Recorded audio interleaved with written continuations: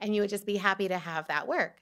So we've started doing wage negotiation trainings now with high school girls, and we found the disparity among those rates to be huge. We had one woman, we did a training at St. Mary's with about 100 girls, and we started asking them how much they would make. And one woman said, I charge $5 an hour. And I said, wow, that's really good. How much do you charge for extra children? And she said, oh, it doesn't matter.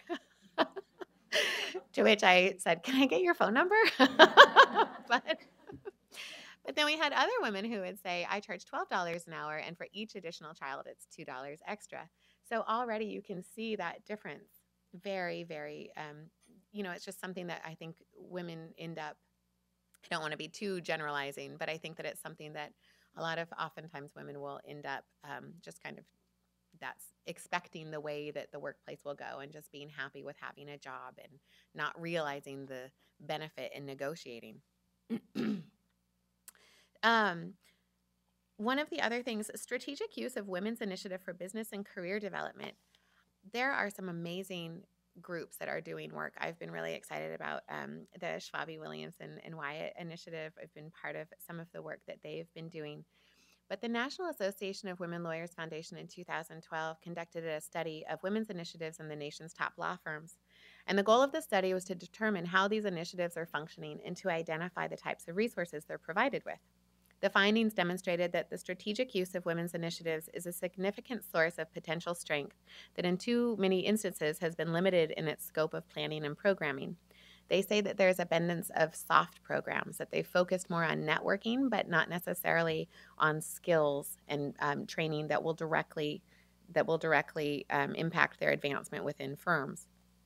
To address this issue, the Women's Initiative Studies recommended that there be more focused approaches to enhance the goals, strategies, and functioning.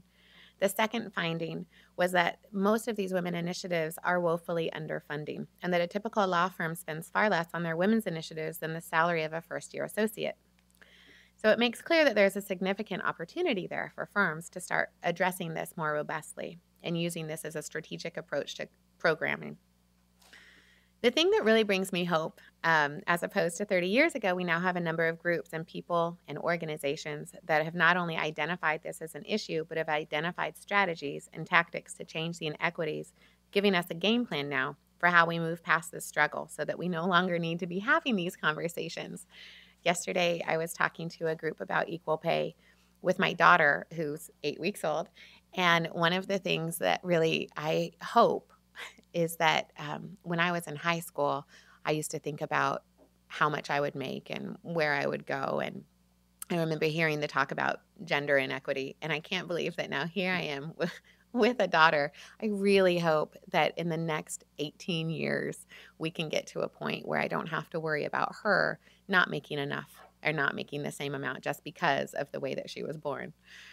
One of the quotes that I really liked, and I'm just going to use this to close it out. I thought this was really a great one from the American Bar Report. They say that gender disparity is so entrenched in the legal profession is particularly troubling in light of the profession's principles.